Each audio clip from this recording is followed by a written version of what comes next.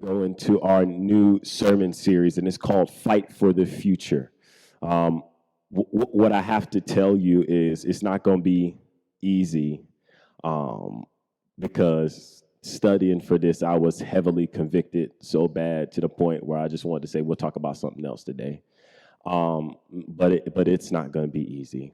Um, the fight for the future starts now. It doesn't start later. It starts now. It starts with us being prepared, taking the proper necessary steps before we even try to birth something. Before you become a parent, you should want to be in the proper position to be able to take care of children, right?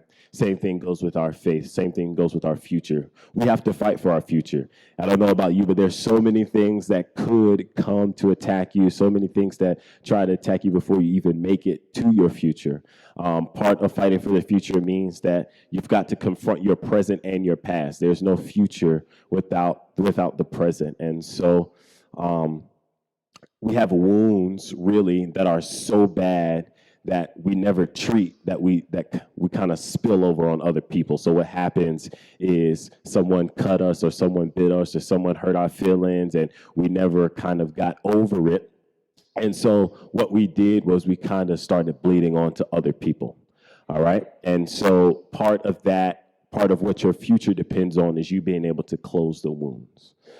Correct actions that you thought were not there, correct theology that we have been taught wrong just because of people's personal preference. It's about a fight for the future. Where do we think generational curses come from? Most of the time, we think somebody cast a spell and said, now your whole family going to be crazy, everybody ain't going to know what they're doing, or yada, yada, yada. But sometimes it comes from your granddaddy not treating his anger, or your uncle's not treating their addiction problems. That's kind of where it comes from. And so we have to do it. So fighting for the future means that you have to fight for yourself. There's no future in your life without you. You've got to fight for yourself. All right? Okay, now we got that out the way. Let's go to the Bible app. My iPhone people, please pull out your fruit of the Spirit, and let's go to the Bible app. For my paper book people, we're going to Galatians 5, Galatians chapter 5. All right, and when you got it, you can stand for me, if you don't mind. Galatians chapter 5. If you don't have either in the King James, it's on the screen for you. All right. Galatians chapter 5, we'll start at 11, and then we'll read to 15. All right. Galatians chapter 5, starting at verse 11.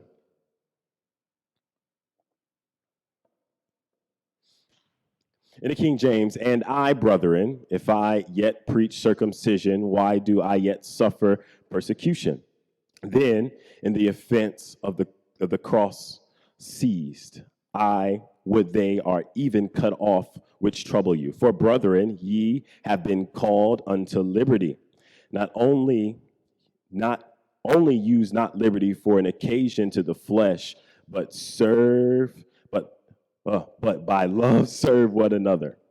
For the law is fulfilled in one word. Tap your neighbor and say one word, one word, one word. For all of the law is fulfilled in one word. Even in this, thou shalt love thy neighbor as thyself.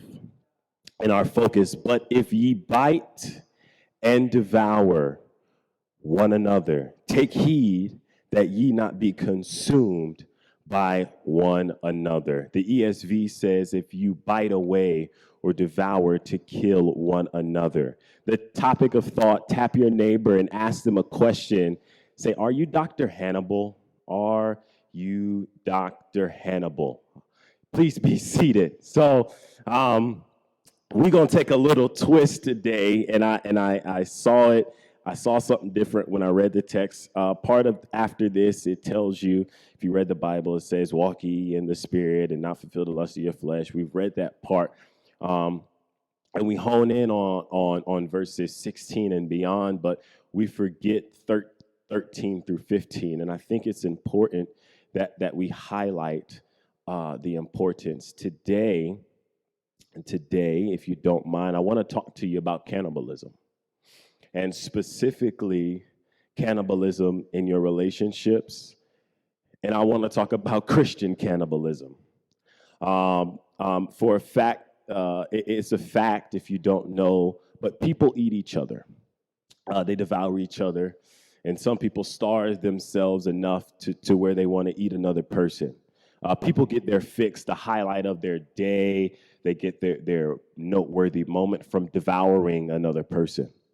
Uh, and even there's even video games and TV shows and books and money, and people have built careers dedicated to knowing how to carve people up and eat them for lunch. And the truth of the matter is, we all want to take the position of Agent Starling, and we all want to say that it is not our fault and we are the victim and someone is always trying to devour us. But sometimes you are Dr. Hannibal, and sometimes you are the one that eats another person. And quite frankly, take a deep breath. Sometimes you are the problem. Now, I don't want it to seem like I'm trying to attack you, but I have to give you the importance of confrontation. It's important. The Bible says offense must come. So part of it is your offense. It deciphers and decodes exactly where it is where you have trouble. So I'll tell you, the place where you're offended is the place where you need the most work.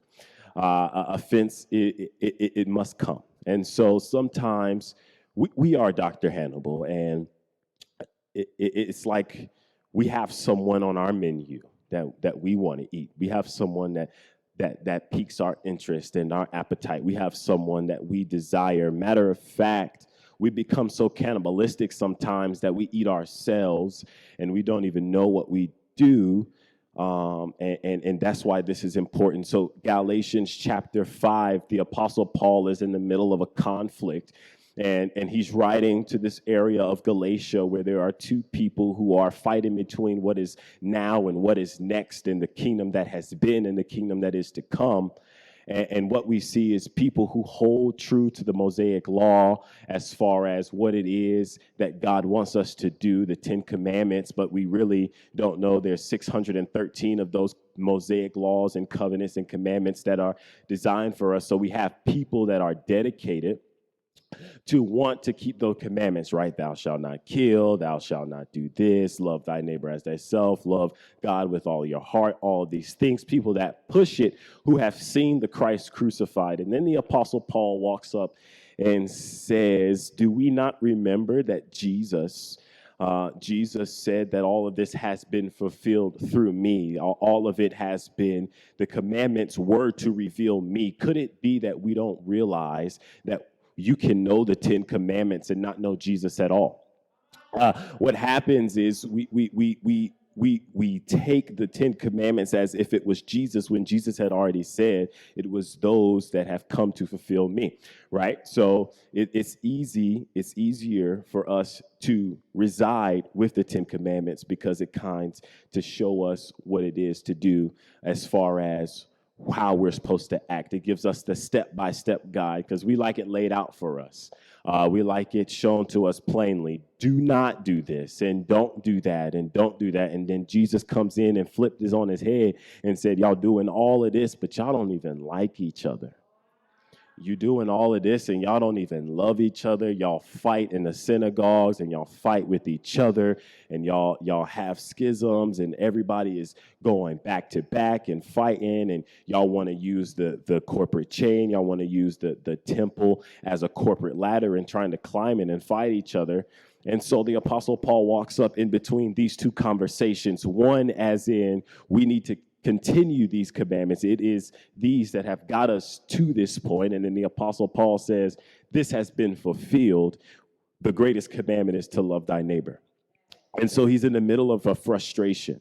And part of frustration, if we're going to talk about it, is we have to understand other people's story. And it could be insensitive for the Apostle Paul to walk up to the Mosaic Jews or the Jewish Christians and say, look, I don't care about none of that, or do this, or try to talk your language, or try not to understand them. We have to understand when we're next to a person, we're looking at a living story. We're looking at a book. We're looking at a history. And when you meet a person, you're just not meeting a person dressed up in nice clothes and shoes, or a person with glasses, or a person that's smart, but we're looking at a history. We're looking at someone. We're looking at someone who has been through some things, who have parents may have divorced, or who have siblings that may have passed away, or people who are going through financial troubles and issues. On the flip side, you have those that come from the wealthy parts of the neighborhood, who haven't really experienced struggle as someone who has lived through poverty. And so we're not meeting someone with a blank page or an empty closet, but you're meeting a story, a living history. And then we call ourselves trying to make friends without reading somebody else's story. We try to get ourselves into relationships without understanding a person's pain. And we try to jump into friendships without getting the history behind the person. We try to relate and to love and to understand someone whose background we don't understand. Uh, Here's the point: when you try not to understand a person, you commit to miscommunication. I can't talk to you and try to understand you, or try to get where I want you to be, if I don't know who you are. Part of it comes from our ability, maybe because we don't even understand ourselves, or we don't understand. How can I understand somebody else if I don't understand my pain? And it's important that we can't relate to someone else. We can't relate to someone else, that especially if you're supposed to love them, because friends are supposed to love one another, parents are supposed to, children, family members are supposed to love one another, and we have no clue who the other person is. Love is patient and love is kind, and when we don't have patience, it leads to frustration, and we're committed to miscommunication and misunderstanding one another. Uh, our frustration lies in the realm of miscommunication most of the time, because I'm trying to communicate to you what I want you to know about me, and you're trying to get me to communicate to me about me. But the way you say my feelings, or what you didn't say or what you didn't do, kind of put me in a position to where I'm not really feeling you like I was before, or we were supposed to be cool, or why would you say something so insensitive like that to me when you know how my mom did me, or what they said about me when I was growing up, or what kind of bullying or anything that I could have been through in my life, right? So here's the point here, and if note takers are history makers, so if you're writing this down, don't be mad at someone that doesn't understand you and you haven't given them the courtesy to communicate.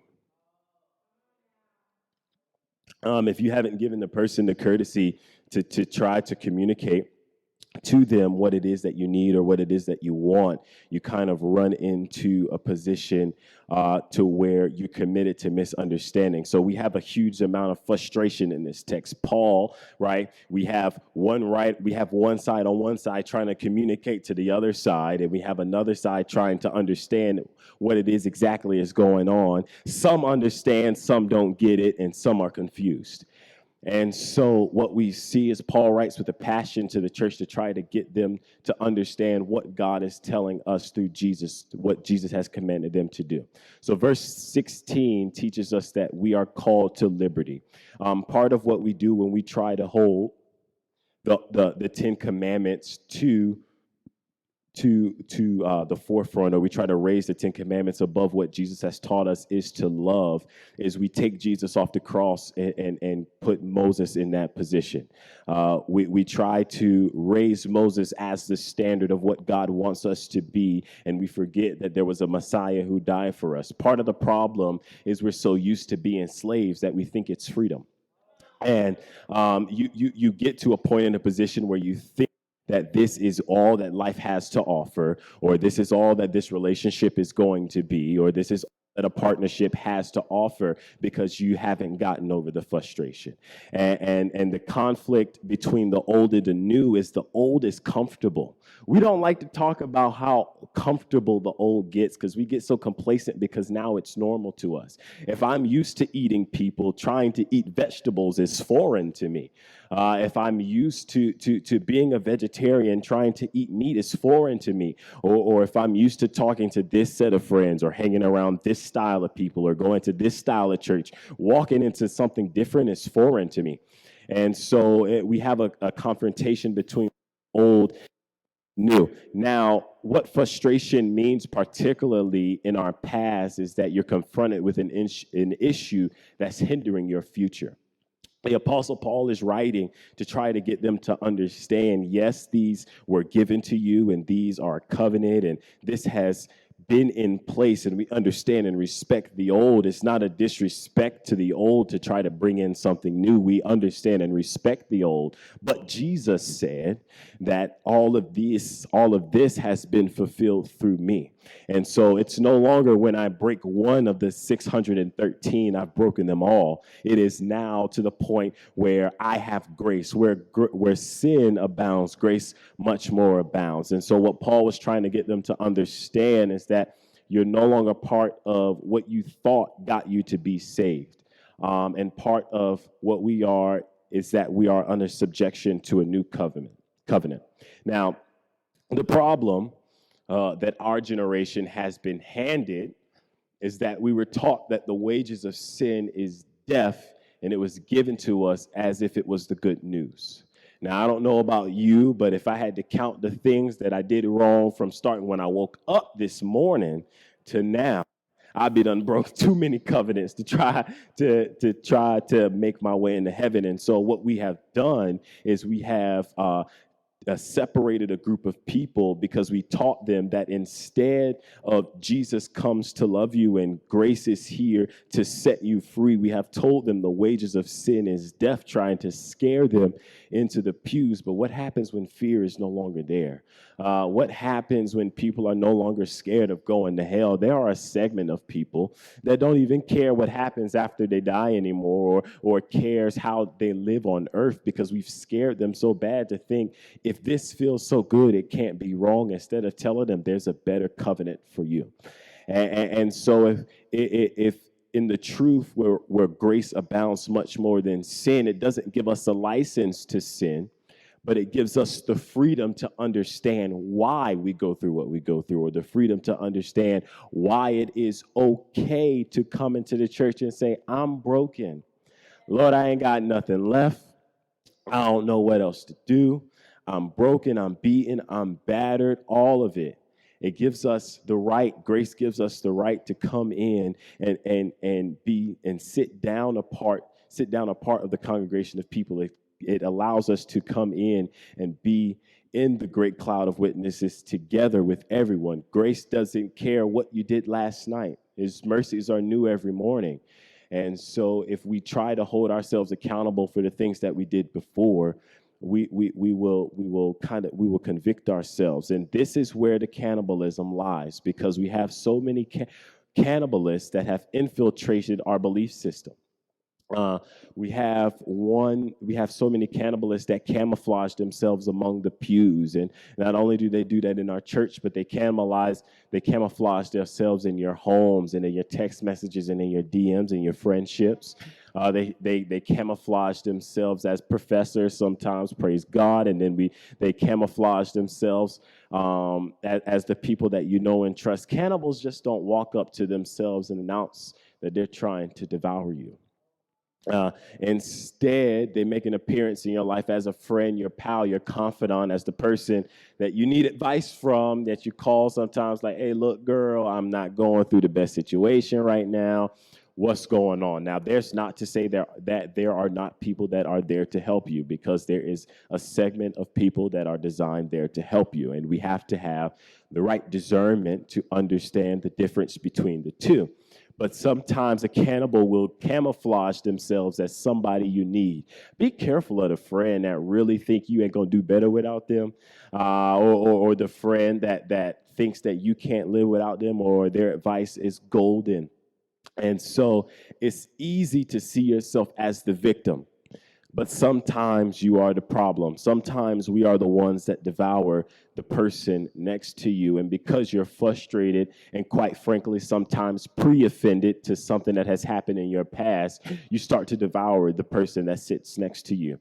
You bite the person that sits next to you, you devour your friends, and sometimes you pick apart your family. Now, I know you're asking yourself, how in the world does a person eat another person and not get arrested?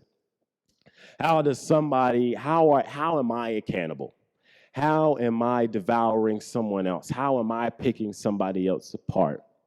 Words. Your words. Your words. We eat each other alive by the statements that we make. We pick people apart by the judgments that we cast on people. We devour the person next to us by the things that we say to them, either because of miscommunication, because I don't understand you, or because I don't understand what is going on, or maybe I'm just too hurt to find out or try to communicate properly to you. We devour each other. We devour each other, and it's our words that do it. Now, the real question is, how many people have you eaten and not even realized it? How many people have you cast judgment on and not really thought about, or how many people have you lashed out against and maybe not even meant it, but a bite, no matter the intent, a bite still hurts when you get bit. And it may not have been your intention to beat anybody up or eat anybody or devour the person next to you or pick them apart.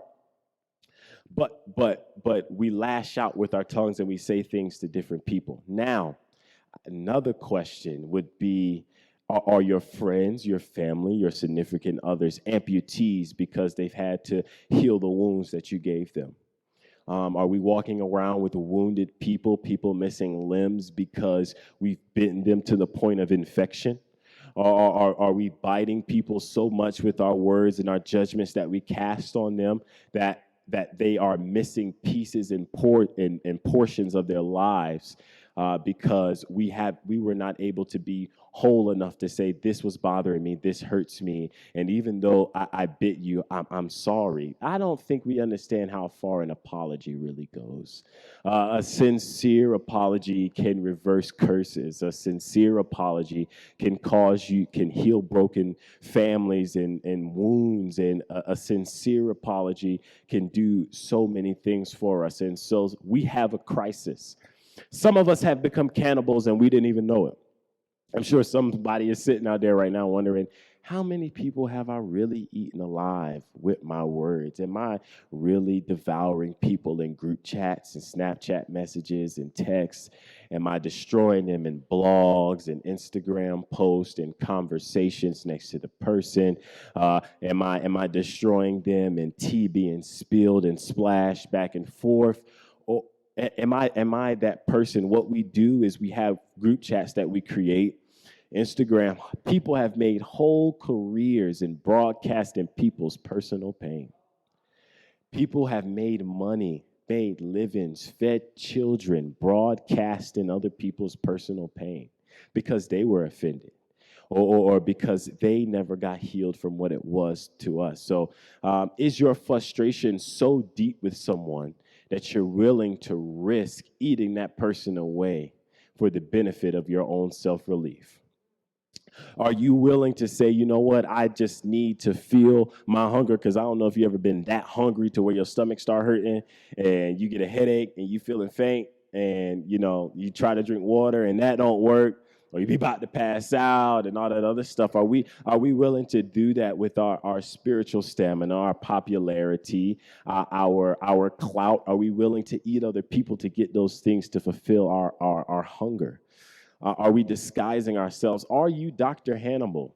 Are you a friend by day, confidant by day, portraying to heal people or portraying to help people and talk nice about someone, and by night you're willing to rip them apart for your own pleasure? Are you trapping and camouflaging yourself to get your next victim? Are you willing to rip someone apart with what you say and the judgments that you cast on them, just to feel some relief about yourself? A lot of times what I come to realize is that people who have who cast judgment on other people are the people who have never really felt real love in life. Are you missing something? Are you missing? Um, are you angry? Because in the Hebrew, anger asked a question, not a statement, but it asks, um, "Where's the Father?" And so are you angry because your dad is not there, or are you scared because in Hebrew the word fear means where is the mother? So did you not get the right nurturing that you need? Did you not get the right loving that you need, that you're going to use that to devour somebody else who could be going through the exact same thing that you are? And what does this have to do with our future? I'm glad you asked. A, sometimes when we're devouring people, we get tired of eating others. We get tired of talking to other people and prognosticating on other people. Or B, we get so consumed with devouring other people that we'll begin to eat away at our own selves. And so a lot of cannibalism now is to you. Have you started eating your own arm off? Because have you started talking down to your own self? Have you started casting judgments onto your own self? I'm an angry person. I have anxiety. I deal with anger. I struggle. I got mommy and daddy issues. Or cannibalism looks like I just don't understand why I'm here or why I should be doing this. Cannibalism looks like depression and anxiety. And when you own those things, you have cast a judgment onto yourselves? Are you killing your own future with your own words? Are you aborting your next for your self relief right now? Or maybe you were the child that was on the receiving end from a parent who was a cannibal. Did your mom talk down to you, or did your father put you in a position to where you think less of yourself? Or have you, and then have you begin to do it to yourself? Have you begin to talk about yourself as you're less than? When you're raised by cannibals, all you know is cannibalism. And so when you start to do it, you don't even realize the monster that you were raised to be. Part of it is that we have to make sure that what we're doing, that we don't become the cannibal because we think it's normal. Now, I know all of that sounds real bad if you think I just called you a monster, but we have to identify first where the problem lies. The problem lies in the fact that we don't realize how bad we devour somebody else. We don't realize how bad our words really hurt. Sticks and stones may break my bones, but words, they never hurt me, was the biggest lie I ever heard in my life. I don't know if you've ever had someone you loved tried to tell you that you were less than.